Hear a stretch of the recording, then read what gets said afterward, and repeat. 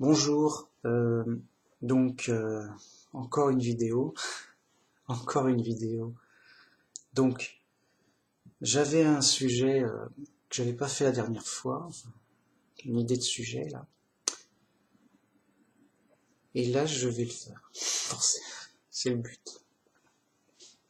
Alors, oui, mon sujet, voilà, c'est enterrer les morts. Alors, souvent on dit, comment dire, les athées, enfin les gens,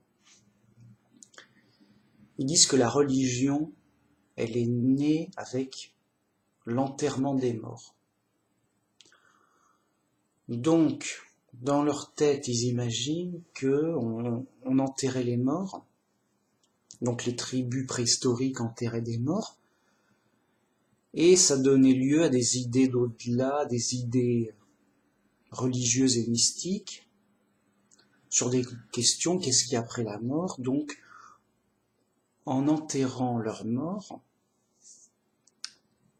eh bien, ils ont inventé des religions, tout ça. Ok. Ok, bon, pourquoi pas, j'en sais rien. Bon, alors, oui, on associe donc le fait d'enterrer un mort à la religion, alors que pour nous, chrétiens, ça n'est pas religieux. Oui, c'est ma mère qui pense. Oui, pour nous, chrétiens, bah, c'est juste le gars est mort, on l'enterre pour bien le mettre quelque part, on va pas le laisser comme ça, dans la nature comme les animaux. On l'enterre, et puis c'est tout. Il est mort, c'est bon. Enfin, il est mort.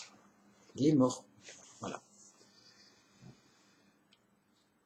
Et donc, pour nous chrétiens, on n'a que faire de cérémonies religieuses pour les morts, quoi. Ça n'est pas une activité religieuse, ce n'est pas une mission chrétienne. Jésus nous a pas dit allez enterrer les morts parce que voilà, ça leur fera du bien. Je sais pas quoi. Non. Non, non, non. Bah alors, donc prenons Babylone la Grande encore une fois pour qu'elle nous donne le mauvais exemple pour voir qu'est-ce qu'il faut pas faire. Donc qu'est-ce qui se passe quand il y a un enterrement à l'église? Eh ben, il y a toute une cérémonie religieuse. On amène le cercueil, le mort, dans l'église. On fait des rituels chamaniques, des cérémonies, des invocations. Voilà. Devant le cercueil, il y a les gens à côté. Puis après, on va au cimetière. Encore une fois avec le prêtre et des cérémoniels religieux. Oui, retourne à la terre, machin, yo, va en paix, que sais-je. Bon, on l'enterre, on fait des signes et machin. Et attention, on l'enterre dans un cimetière, donc, avec une pierre tombale en forme de croix. Pour dire, voilà, ici c'est, voilà, il était chrétien, il est chrétien, nanana. Vous voyez, on associe la mort et les enterrements à la religion. Mais on n'en a que faire. Et donc c'est comme j'avais dit pour notre vidéo, c'est comme le mariage. Le mariage, c'est une activité humaine quelconque. L'enterrement aussi, il faut bien qu'on meure, bah, on enterre, c'est tout. Le gars est mort. Bon. Alors, il y a un moment où Paul disait, ne soyez pas comme comment dire, comme les païens ou les publicains ou les autres, quand vous enterrez un mort, quand vous êtes dans le deuil, ne soyez pas comme eux à pleurer vos morts tant et plus. Ne soyez pas comme ceux qui sont sans espérance. C'est à quoi? À croire que vous ne croyez plus en Dieu, dire oh il est mort, on le reverra jamais. Mais on a l'espérance de se revoir. Non, il n'y a pas Dieu qui va nous ressusciter. Dieu ne va-t-il pas ressusciter les morts? Oui, mais là, machin, alors. Donc, faut pas pleurer toute sa vie quelqu'un qu'on va retrouver plus tard. Bon, beaucoup plus tard, mais plus tard, quoi. Vous voyez? Parce que nous, on a une vraie espérance que tous les morts seront ressuscités. On retrouvera tout le monde. Tous.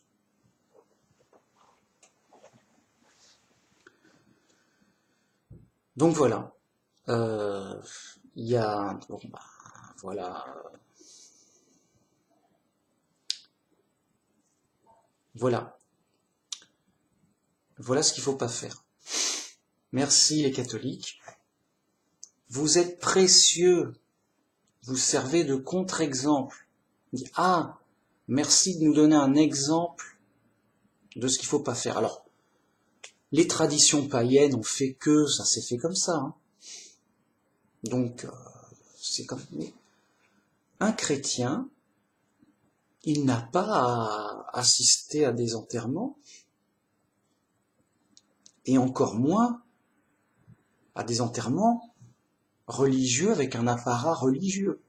Va des rétros. Qu'est-ce que c'est que ça? Et donc, Jésus, qu'est-ce qu'il nous dit?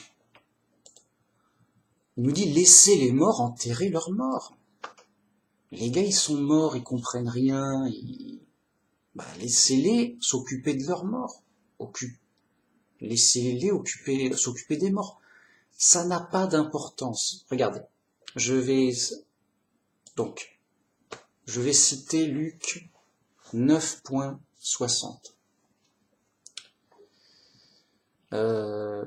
Donc dans le contexte, donc il y a quelqu'un qui veut suivre Jésus. Et il dit oui, il a reconnu que c'était quelqu'un d'important. Jésus dit ok, viens, suis-moi. C'est-à-dire, viens avec mes disciples, suis-moi, et abandonne tes biens, ta famille, tout ça, quoi. Mince, le gars, il est plus très chaud, quoi. Et il dit, laisse-moi enterrer mon père.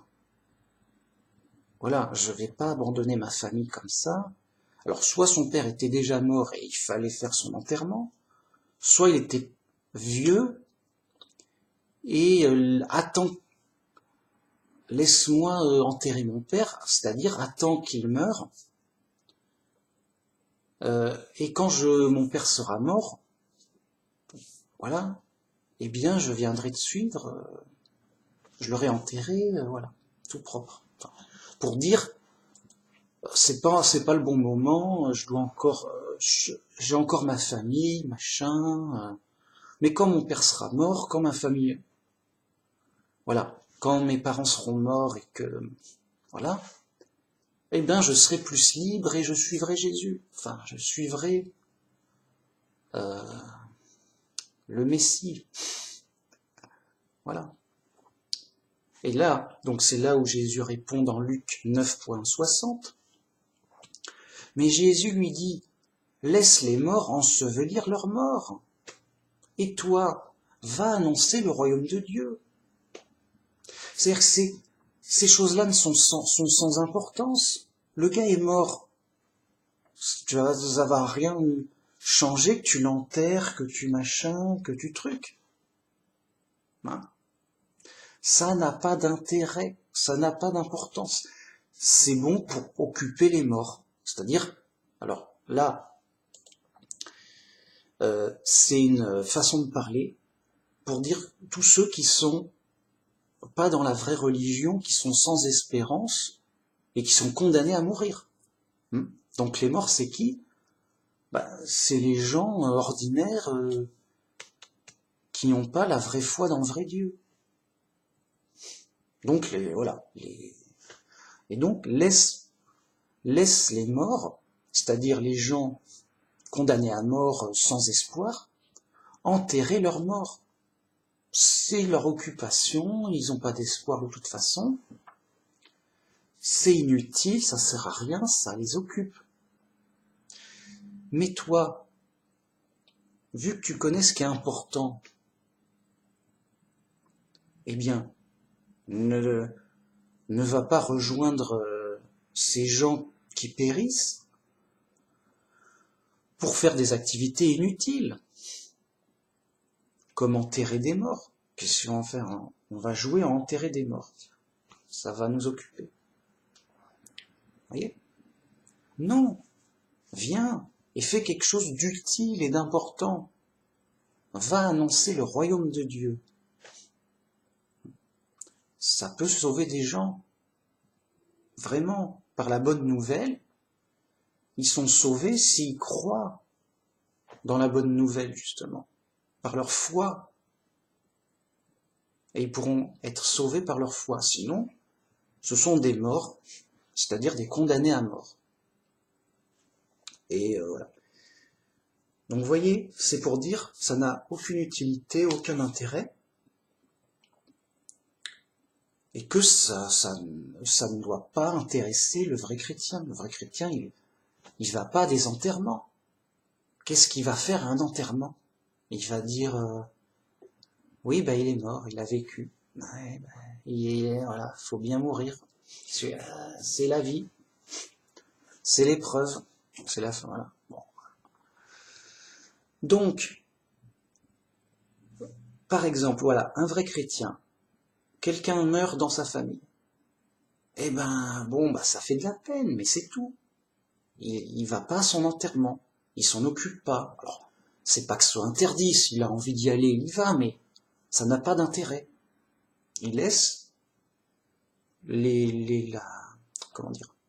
l'organisme des pierres tombales, comment on appelle ça? Il laisse les gens s'en occuper, quoi. Enterrez-le comme vous voulez, comme ça vous arrange. C'est juste pour... voilà. Il est mort, c'est bon, il est fini, il y a plus rien, quoi. Les croque-morts, je crois pas qu'on dise ça. Bref, qu'importe. Des gens qui s'en occupent. On les paye, enterrement mort et qu'on n'en parle plus. Bien, ok. On dirait, oui, mais c'est méchant, il faut pleurer, machin, il faut faire quelque chose. Oui, on l'enterre, tout le monde va mourir. Le vrai chrétien, il est au courant depuis longtemps qu'on va mourir. Ça ne l'étonne pas. Il dit, oui, c'est bon, ça...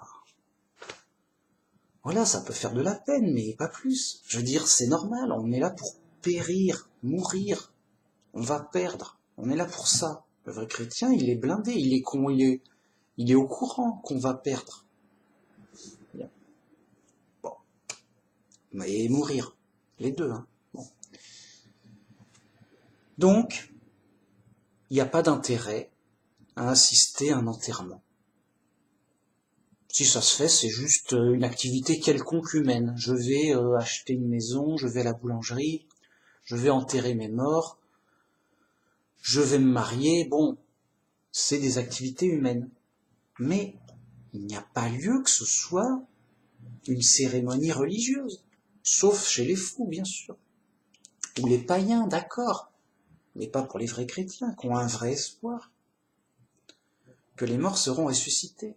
Alors, donc, qu'est-ce qui se passe chez les faux chrétiens? Ils enterrent leurs morts et ils font tout un cérémoniel. Le gars est mort, alors il y a tout un rituel traditionnel, voilà, pour accompagner les familles endeuillées, peut-être, pour faire un passage, il est mort, il va dans l'au-delà, et toutes d'ailleurs, vous voyez, toutes ces idées païennes qui se mélangent, Babylone la Grande. Alors, les idées païennes qui se mélangent, c'est que les païens, ils se doutaient bien, ils devinaient, ouais, il y a un au-delà, machin, et sûrement, après la mort, on reste encore en vie, on devient un fantôme, et on va être jugé, et il se passe des choses. Bon. Alors ça, c'est pas chrétien. C'est pas chrétien du tout. Et d'ailleurs, comment dire, déjà c'est faux, selon la Bible. Hein. C'est la Bible qui a autorité. Si c'était vrai, la Bible elle nous dirait, écoute, voilà ce qui se passe après la mort, tu t'envoles en petit fantôme, tu es jugé, selon ceci il y aura cela, là. On te dit le contraire. Enfin, on te dit autre chose. Après la mort, tu vas au séjour des morts, il n'y a ni œuvre, ni pensée, ni science, ni action, ni rien dans le séjour des morts où tu vas. C'est que ton esprit, donc, il est dans le séjour des morts, inconscient, en sommeil, en attente de la résurrection des morts. Parce qu'il faut, nous, chrétiens, vrais chrétiens, et ils sont rares, il faut être ressuscité pour revivre. C'est simple, on est un robot comme une machinerie. Quand elle est cassée, elle fonctionne plus. Pour qu'elle refonctionne, il faut qu'elle soit reconstruite ou réparée. Et bien la résurrection, c'est Dieu qui nous reconstruit un corps pour qu'on revienne à la vie. Et un corps, pas un corps humain, comme l'a dit Paul. Pas un corps terrestre, mais un corps céleste. Un corps d'ange. Si vous avez des problèmes, disputez Paul. Voilà. Engueulez Paul. Ouais. Mais pas moi je répète Paul. Paul a été clair. Voilà, disputez Paul et pas moi. Et après, vous verrez. Vous verrez ce que Dieu en pensera. Hein. C'est lui qui juge. Bon. Donc c'est Dieu qui a autorité, il a donné l'autorité à qui? À Jésus et aux apôtres de nous enseigner. Écoutez ceux qui ont l'autorité. Pas moi j'ai pas d'autorité. Je répète la Bible. Je répète ceux qui ont l'autorité selon la Bible. Jésus, les apôtres. Bon. Alors, donc après la mort, on est mort. On attend la résurrection en sommeil. C'est pas on attend, oh c'est long, c'est long des siècles et des siècles. Ouais, bah attends. Non. En sommeil, pour la résurrection des morts et après le jugement. Bien. Pourquoi les païens ont été amenés à croire à ça? À cause des médiums. Qu'est-ce qu'il a dit Dieu dans l'Ancien Testament? Tous les sorciers, les lanceurs de sorts, les voyants, ceux qui annoncent l'aventure, la destinée, que sais-je, et les médiums et ceux qui parlent aux morts, tu les tues. Ah, c'est pas non, tu les tues. C'est une abomination. C'est interdit. C'est grave. Ok. Ouais, c'est Dieu qui le dit, c'est pas moi. T'es pas content, tu engueules Dieu. Et après, tu t'expliques avec lui au jugement. Alors pourquoi c'est grave? Parce que, évidemment, que c'est grave. C'est du n'importe quoi, de sorcellerie, j'ai des pouvoirs magiques. Alors, quand c'est faux, c'est faux. Et si c'est vrai, c'est à cause de démons. Ou de bizarreries, que sais-je. En tout cas, ça ne va pas. Et Dieu le dit, clairement. Et ça induit en erreur. Et les gens, ils écoutent des médiums. Le médium, il dit, ah, tu as perdu un tel. Eh ben, un tel m'a parlé. Oui, oh, je l'ai dans la tête, là, je sais pas ce qu'il... Oui, il t'a dit ceci, il veut cela, il s'excuse pour cela, et il a dit, oui, j'ai oublié les clés ici, tu peux me ramener, n'oublie pas de fermer le frigo. Il parle aux morts. Oui, voilà, ça va ici, ouais, ok. Et le gars, il dit, j'ai parlé avec le mec qui est mort grâce à ce médium illuminé, là. Donc il est encore en vie au ciel, quelque part, ça me rassure. Je vais faire une religion païenne avec ça, tiens. Et nous, dans le judaïsme, c'est interdit. Oh, oh, on fait pas ça, t'es fou. Ah, c'est bien, non, non, non, non, ça va pas. Et il y a un célèbre passage dans le judaïsme où le roi, je crois que c'est le roi Saul, euh, va chercher un médium. Parce qu'il est dans le tourment, il cherche des réponses, il veut questionner le prophète Samuel qui est mort. Mais c'est interdit de parler avec les morts. Ouais, rien à foutre. Quoi? Ah, déjà, ça sent... T'en as rien à foutre des lois de Dieu. Ouais, non, mais là, faut me comprendre, nanana. Bon, ok. Il va voir le médium. Oui, je veux parler avec le prophète Samuel. Le prophète Samuel? Mais c'est pas le prophète du vrai Dieu qui interdit de parler aux morts? Oui, oui, c'est lui, mais c'est interdit. Le roi va me tuer. C'est moi le roi, c'est ok. Quoi? Mais tu es le roi, choisi par le vrai Dieu, qui interdit de parler aux morts et tu me demandes de parler aux morts pour toi? Oui, parce que t'es un médium célèbre, tu parles aux morts comme qui rigole. Le médium, il veut pas, il a pas envie de se faire tuer. Tu vas me tuer, c'est un piège, tu vas me tuer parce que c'est interdit. Et, et par Dieu et par la loi. Et le roi, il tue. Il tue. Il t'a parlé aux morts? Oui, ah ben je vais te tuer. Mais ça se fait. Si ça se fait. Ok. Non. Écoute, j'insiste. Je suis le roi, je te promets, machin, c'est important. Yo. Bon, le gars, il a dit yo, ok, on est potes. Je veux bien aller, on va parler à Samuel qui est mort. Il invoque Samuel, il fait des invocations, il fait son rituel chamanique. Et voilà que Samuel, alors je sais pas comment, il parle. Et qu'est-ce qui m'a réveillé? Qu'est-ce qui se passe là? On dirait une blague. Qu'est-ce qui se passe là? J'étais tranquille à dormir. Laissez les morts dormir un petit peu là-haut. Laissez-moi dormir, j'ai sommeil. Oui, non, c'est juste pour une question, yo. Alors le soi-disant prophète Samuel qui est mort les engueule, ça va pas, c'est interdit, Dieu il est pas content, ça va pas. Laissez-moi tranquille, au revoir. On se croirait dans une blague de fou. Mais ça a eu lieu d'une façon ou d'une autre. Bien.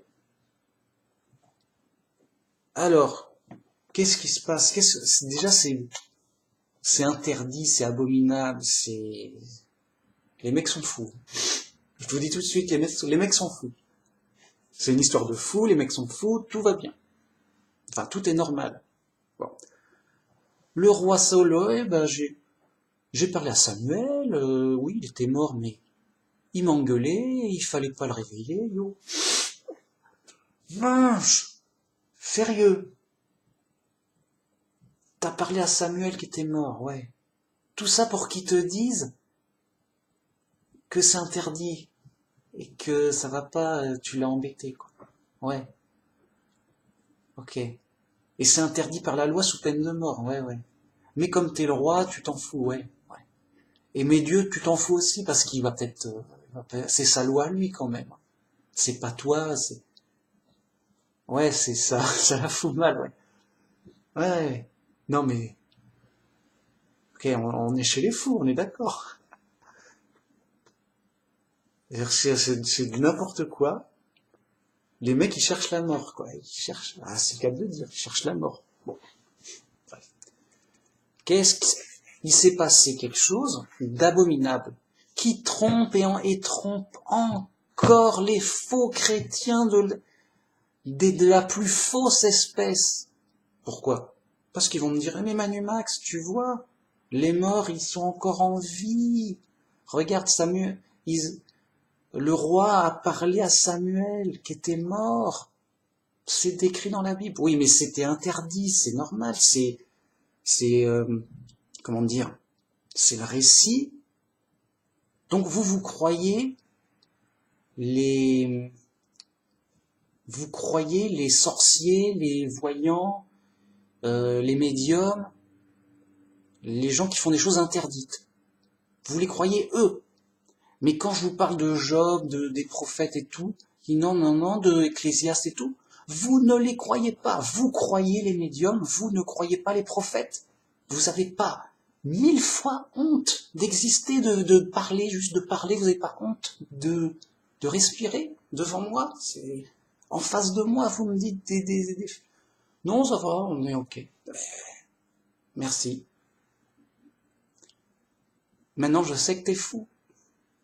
Le gars est fou. Ok. Qu'est-ce qui s'est passé? Ben, c'est simple.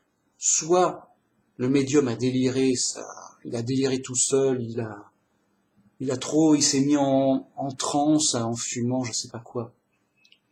Il a sorti ça comme ça, il s'est pris pour Samuel ou dans sa folie. Donc soit c'est faux, soit c'est un phénomène étrange, surnaturel, à cause de démons.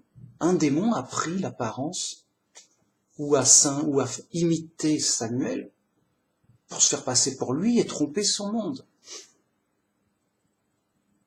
Ou alors Dieu a tort.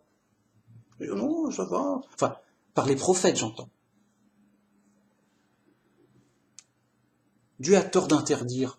Pourquoi Dieu interdit d'ailleurs ça? Si c'était vrai, oui, j'ai envie de parler aux morts, qu'est-ce qui se passe? J'ai pas le droit. Hein, allô, ça va? Donc, soit Dieu a tort et les prophètes ont tort, à nous faire croire le contraire, ou soit il y a une arnaque. Ah, je sais pas, peut-être que les adversaires de Dieu ont peut-être tort. Ouais, peut-être. Et peut-être que Dieu a raison. Je crois que Dieu a raison. Et je me risque. Je me risque à croire dans la Bible. Je me risque à croire que Dieu a raison.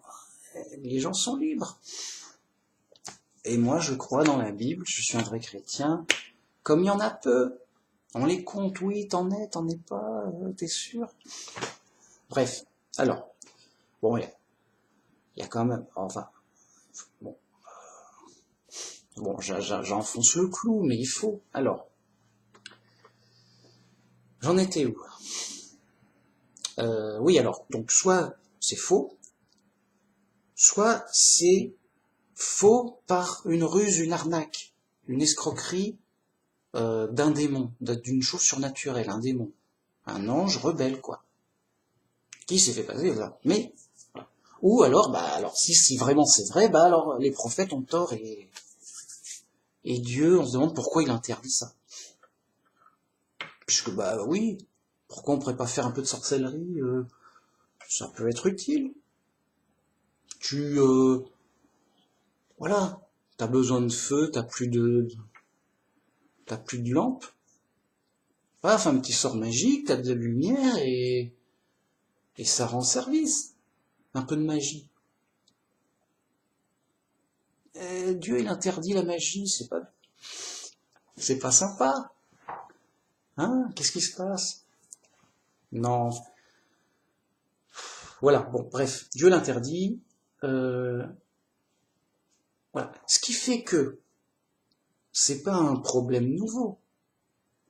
Parce qu'à notre époque, on a toujours eu des médiums, à toute époque. Les mecs, ils ont... Ok, c'est un fait, hein. Assez sérieux. À notre époque, il y a des médiums, tu les cherches, tu les trouves. Ils s'en cachent pas. Bien. C'est une notoriété publique. Alors, médium. Après, il y a les gens qui témoignent d'être revenus de la mort. On appelle ça des expériences de mort imminente.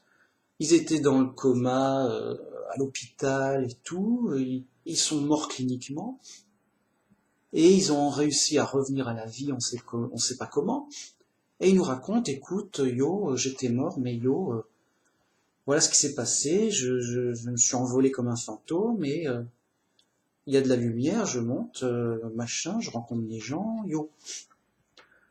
Ok, comme plus ou moins dans les religions païennes. J'ai ok. On a le témoin.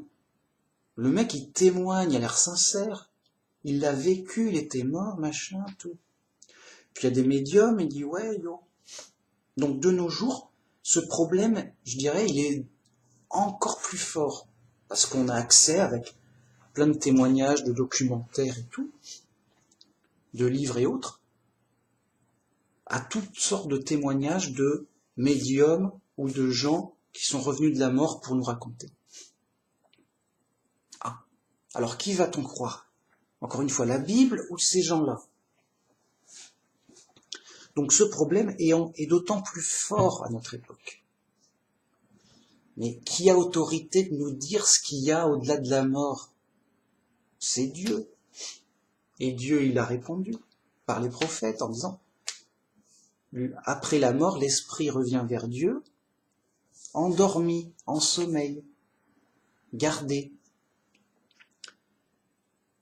Il n'y a plus d'activité pour lui. Il va recommencer à vivre et à donc avoir de l'activité et des pensées et autres quand il sera ressuscité à la fin des temps. C'est très sérieux, c'est technique, c'est... Ah sinon, bah, la Bible est fausse, si c'est pas comme ça, c'est... Oui, mais alors on va me dire, oui, mais toi tu interprètes mal, on pourrait voir ça autrement, et faire ce qu'on veut, mais oui, mais c'est ce que font les zouaves et les fous.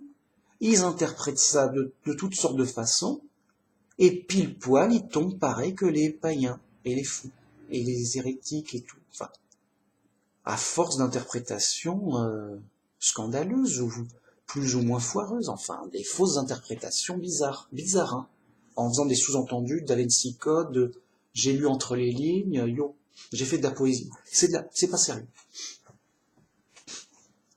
C'est pas sérieux, c'est tout. Et donc, ils tombent comme les païens, yo, c'est bon, à la limite, pourquoi la Bible? Les païens avaient raison depuis le début. Vous aviez raison. Païens, druides, sorciers et rebouteux. Pourquoi on écoute les prophètes alors qu'on peut chercher un sorcier dans je ne sais où et un médium qui nous raconte tout? Qui va-t-on croire? C'est scandaleux. Bien. Donc de nos jours, ce problème est d'autant plus fort. Et il ne faut pas s'y tromper. C'est l'égarement du monde par le diable pour donner toutes sortes de fausses idées, diverses et variées, pour faire toutes sortes de dérives, de tromperies, de n'importe quoi. Et ça donne autre chose. Donc, t'as les chrétiens, t'as les faux chrétiens qui croient aux fantômes, et t'as les vrais chrétiens qui croient en la résurrection des morts. Vrai, faux. Tu choisis. T'es libre. Bien.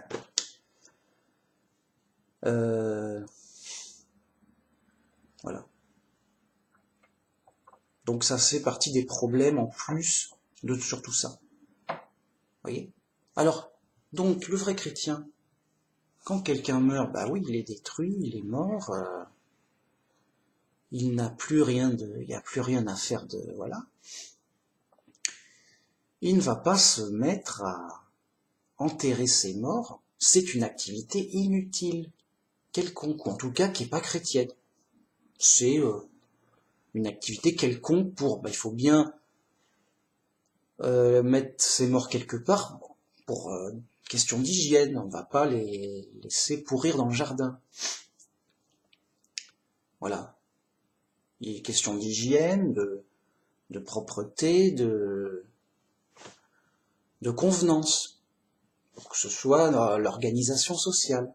Et à la limite, on peut laisser ça aux gens, laisser les morts enterrer leurs morts. Bien. Une fois qu'ils ont enterré leurs morts, les faux chrétiens, à force de rituels religieux, comme si ça allait le sauver. Oh, il est mort, mais allez-y, sauvez-le, sauvez-le, sauvez son âme. Voilà. Mais le mec est mort, c'est fini, hein. Tu peux plus rien de rien. S'il n'était pas chrétien, s'il est chrétien, il est sauvé. S'il n'est pas chrétien, il n'est pas sauvé. Point. C'est déjà connu. Bien.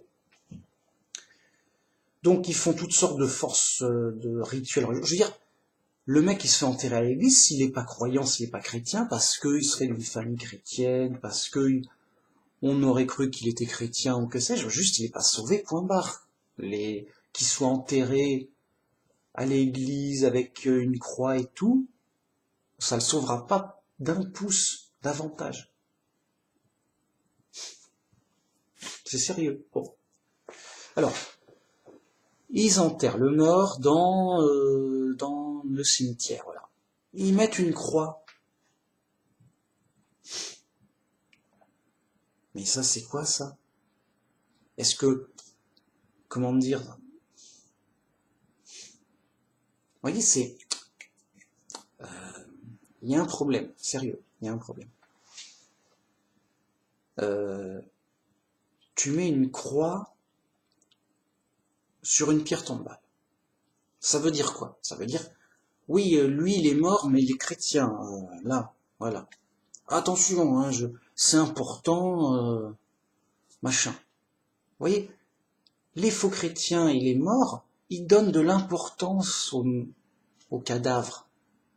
Oui, attention, il faut bien qu'il soit bien sous sa croix, machin, en paix, tranquillou, main jointe, voilà. Comme si on l'envoyait au paradis, comme ça. Bon. Donc, vous voyez, il y a un truc malsain. C'est malsain. Alors, c'est un peu pour dire, voilà, lui, il est mort et il était chrétien, voilà. C'est pour signer qu'on est chrétien, pour montrer qu'on est chrétien. Ah, là, je suis chrétien. La preuve, j'ai une croix au-dessus de mon cercueil, et sur mon cercueil et partout. Mais là, encore grave erreur. Un chrétien ne se voit pas par des choses physiques, visibles. Il ne se voit que par des choses spirituelles. Or, le mort, il est mort, il n'a plus rien à montrer et à faire. Vous voyez ? Donc, voilà, tout ça, ça habille le cimetière d'un aspect religieux, avec des croix partout. Et c'est propice à toutes sortes de divagations, d'esprits fantômes, de gens qui croient aux fantômes, qui croient en des choses bizarres, occultes, à toutes sortes de superstitions. Alors que pour le vrai chrétien, c'est clair, le mec est mort, il est mort, point. C'est qu'un mort, c'est tout. Il ne s'occupe pas des choses sans importance. C'est un cadavre, il va se décomposer, il va redevenir de la poussière. C'est tout, c'est fait. Ça n'a pas d'importance. Et donc, il perd pas ces choses, c'est des activités mondaines. Il ne se perd pas dans des choses mondaines et il ne les habille pas de manière religieuse. Hein. C'est comme si tu vas au supermarché, il y a une grande croix. Ah, mais c'est un supermarché chrétien. Donc, tu achètes chrétien, tu bois chrétien, tu consommes chrétien. Ce serait, voilà, ça n'existe pas, encore heureux, et ça pourrait, mais c'est pour donner un exemple de dérive. La dérive d'habiller des choses mondaines quelconques en choses religieuses. Par exemple, tu pourrais acheter un vélo chrétien, t'as un beau vélo, et hop, t'as une croix sur le guidon. Tu dis, oh, c'est un beau vélo chrétien, monsieur, vous êtes un bon chrétien, vous êtes un chrétien, vous avez un beau vélo chrétien, C'est qu'un vélo. C'est un vélo fait pour pédaler, pour faire le vélo, avancer, c'est tout. Il n'a pas à être chrétien ce vélo, ça n'a pas de sens, ça n'a pas d'intérêt. C'est une dérive. On est chrétien spirituellement. Voilà. De même, si on a un collier avec une croix, c'est pour montrer qu'on est chrétien ou pour je sais pas quoi, c'est de trop. C'est s'attacher à de la matière en disant oui, voilà, j'ai mon badge, j'ai ma carte de bon chrétien, j'ai mon pins, je suis habillé chrétien, il y a une croix dans le dos, comme les bikers, tu sais. C'est incroyable. Il y a que les bikers d'ailleurs pour avoir une croix dans le dos sur leur gilet, leur blouson de cuir. C'est du folklore. Ça n'a pas de sens. Bon, vous voyez, c'est ridicule. Bien. Donc c'est quelque chose de sans intérêt. Et avec plein de dérives à côté. De malsaines, tout ça. Et donc Jésus, il arrive clairement, laisser les morts enterrer leurs morts. C'est-à-dire laisse les gens perdus s'occuper des choses vaines et sans intérêt, inutiles. Viens avec moi pour des choses essentielles et utiles. Va annoncer le royaume de Dieu avec moi. On y va, go. Ça c'est intéressant, ça c'est utile, c'est profitable.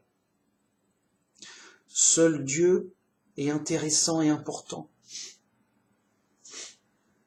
Voilà.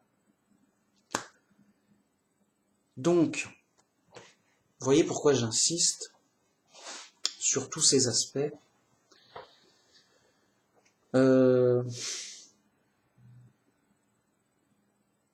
Et sur l'état d'esprit que ça doit nous donner. Voyez. Donc, de manière générale, les activités mondaines et humaines, eh bien, sont secondaires, sont sans intérêt. La seule chose qui soit intéressante, importante, c'est Dieu. Et donc, les activités relatives à Dieu par Jésus. Et donc, annoncer le royaume de Dieu. Annoncer la bonne nouvelle. Voilà, là c'est intéressant, c'est important. Dieu est toujours important, tu peux pas... Bah voilà, c'est comme ça, tu peux pas te tromper. Et donc, là c'est un exemple sur enterrer ses morts. Ça n'est pas intéressant. Alors on va me dire, oui, mais ça peut être utile dans un processus de deuil, la famille endeuillée, elle est triste et tout. Ok. Mais il y a plus intéressant qu'enterrer ses morts pour le deuil. C'est de prier Dieu dans le sens où, comment dire,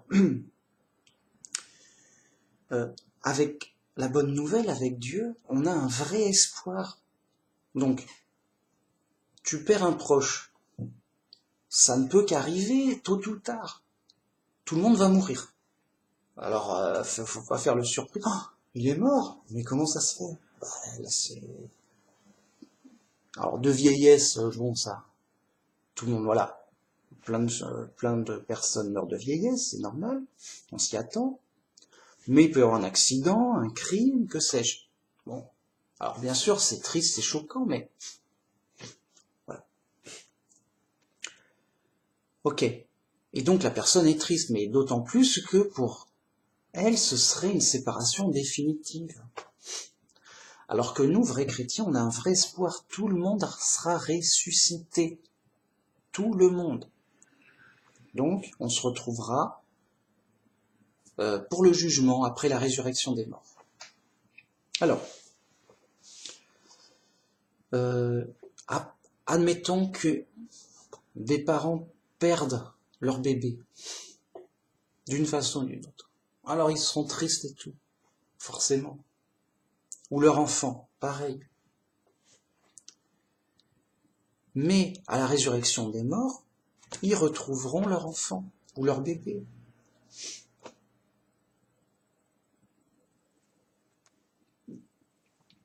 Alors on va me dire, oui, mais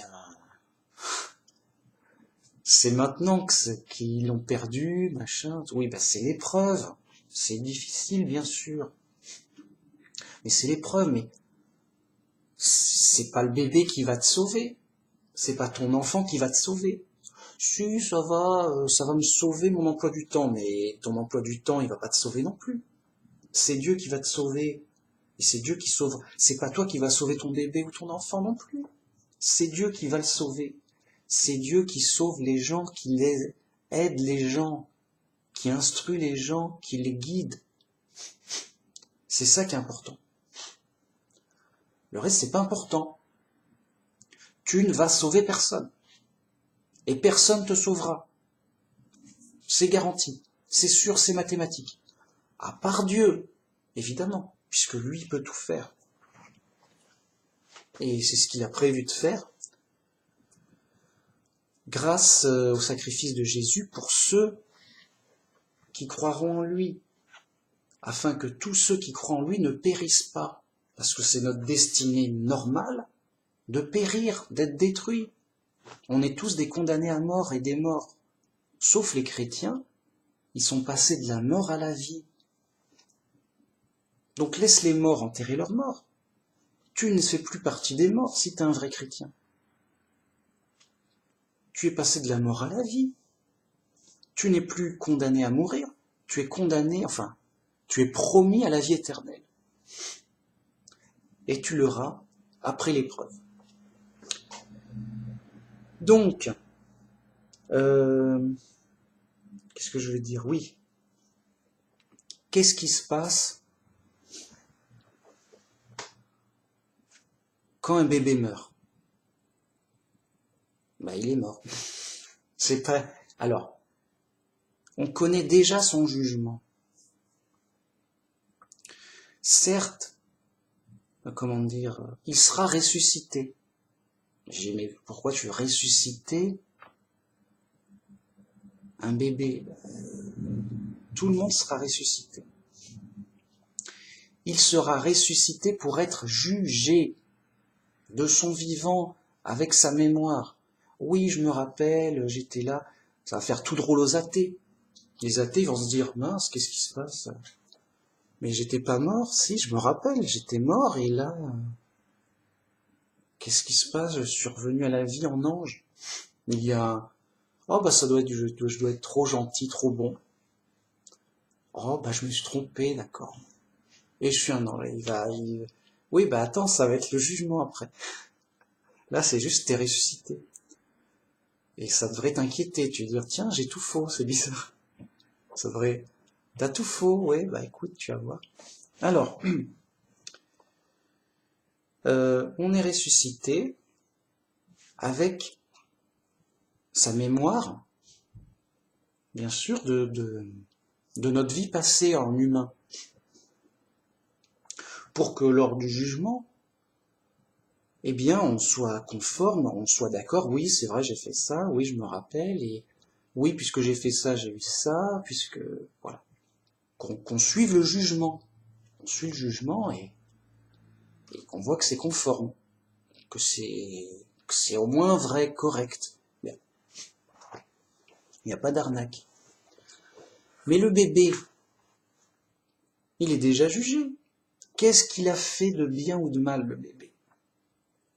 Le bébé, il était mort à la naissance. Ça peut arriver. Ah bah, on est dans l'épreuve, c'est dur. Mais il a rien fait de bien ni de mal.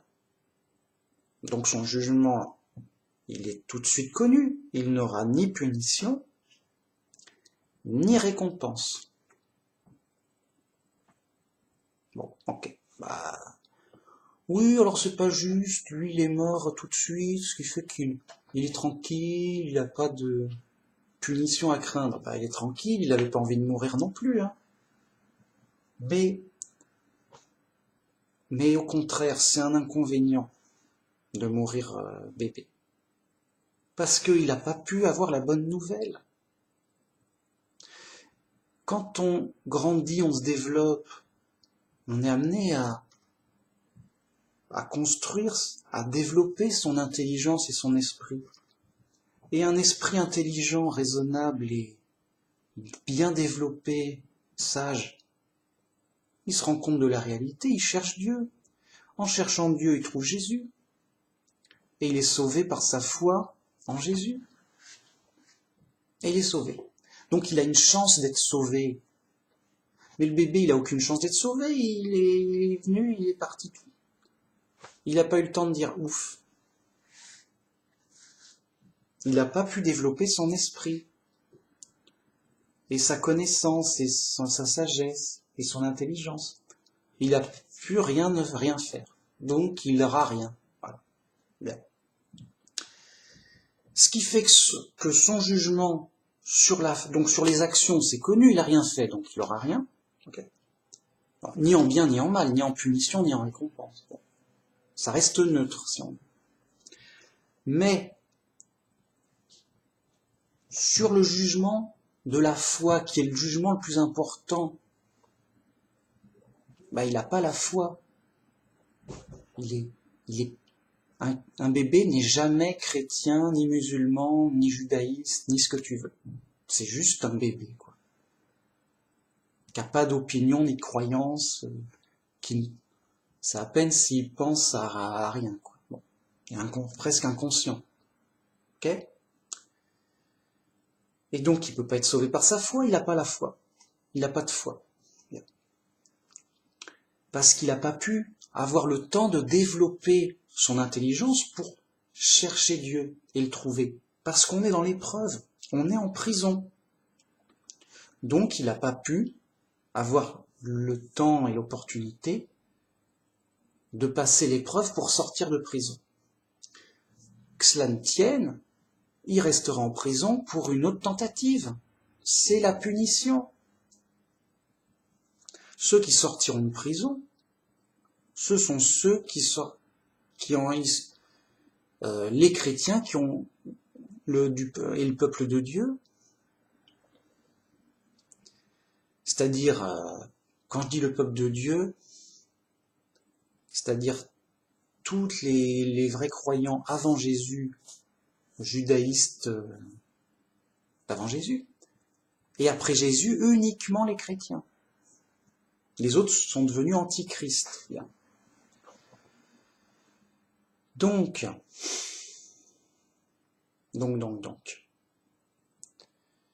l'épreuve fait que pour sortir de prison, on sort grâce à la foi, on est sauvé par la foi, grâce au sacrifice de Jésus. Et heureux ceux qui ont cru en Jésus, car ils sont sauvés. Eux, les autres, naturellement, ils sont amenés à être détruits, c'est leur destinée. C'est tout normal, hein. Ils sont détruits, c'est normal, c'est fait pour. Ils n'ont pas réussi le test pour sortir de prison. Bien. Donc ils restent en prison, c'est tout. Jusqu'à ce que. Hein, bon. Alors, et en plus c'est très clairement dit, or, Dieu a tant aimé le monde qu'il a donné son Fils en sacrifice, afin que tous ceux qui croient en lui ne périssent pas. C'est-à-dire que c'est la destinée normale de périr pour les humains. Alors, pas la mort, juste que la mort physique. La mort physique et spirituelle totale. C'est la destinée des humains d'être détruits totalement. C'est la prison. C'est des condamnés à mort. C'est les morts. On les appelle les morts symboliquement. Bien. Donc, c'est leur destinée de périr, d'être détruits. C'est pour ça que Dieu a donné en sacrifice son Fils, pour racheter et sortir de prison ceux qui croiront en lui, afin qu'ils échappent à leur destinée prévue d'être détruits. Donc, Dieu a tant aimé le monde qu'il a donné son Fils unique en sacrifice, pour que tous ceux qui croient en lui ne périssent pas, mais qu'ils aient la vie éternelle. Eux. Bien. Donc, voilà ce qui est important. Voilà. Ce qui est important, c'est ça, et donc, c'est toute la valeur de l'évangile, de grandir et de fortifier son esprit et son intelligence pour Dieu. Car on a la chance de ne pas être mort à la naissance déjà, d'avoir pu développer notre esprit, notre intelligence, de se rendre compte qu'on est dans l'épreuve, qu'on est dans le chaos, qu'on a besoin d'un sauveur. Ton intelligence, ta sagesse, elle te dit quoi? J'ai besoin d'un sauveur, au secours. Mais qui peut me sauver? Mais c'est Dieu, Dieu peut me sauver. Mais Dieu, pourquoi, comment? Ah, mais il m'a envoyé Jésus pour me sauver. Voyez? Et donc, on a la chance de grandir en intelligence, en sagesse, en esprit, pour chercher Dieu et pour le trouver par Jésus. Ce qui nous donnera la vie éternelle, au paradis, le vrai bonheur. Voyez? Ça n'est pas fait pour les gens qui ne cherchent pas. Cherchez et vous trouverez. Ceux qui cherchent pas Dieu, ils enterrent leur mort. C'est les morts qui enterrent leur mort et ça les satisfait. Oui, c'est la nature, c'est normal, il faut bien mourir. Oui, ça va, je suis content, ça va. Meurs. Le mec est content de mourir, meurs, enterre tes morts, puis les autres vont t'enterrer, ok, c'est ta vie, c'est ta prison, ok. Mais nous, non. On voit bien que c'est la folie, que c'est le chaos. On cherche la vraie solution, Dieu, qui nous sauve par la foi. Donc, approchez-vous de Dieu, il s'approchera de vous. Il vous guidera, il vous aidera, il vous inspirera. Il va vous former dans l'épreuve pour développer votre esprit, pour que vous soyez solide et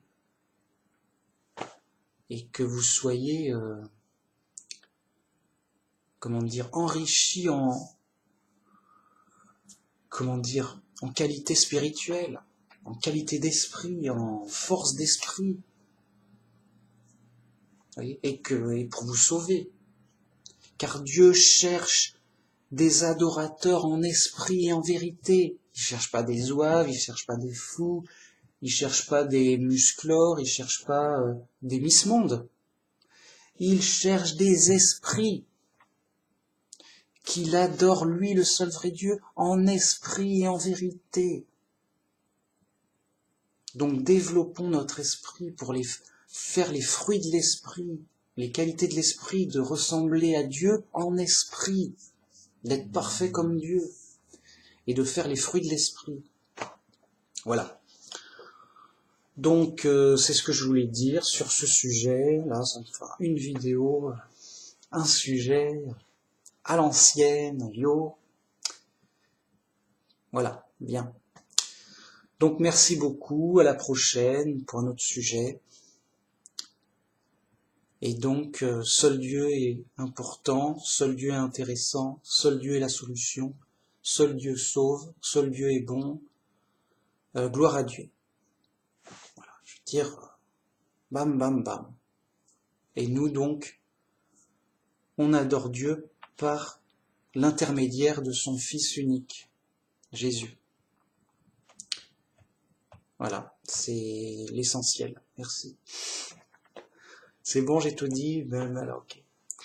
À la prochaine, bonne journée, au revoir.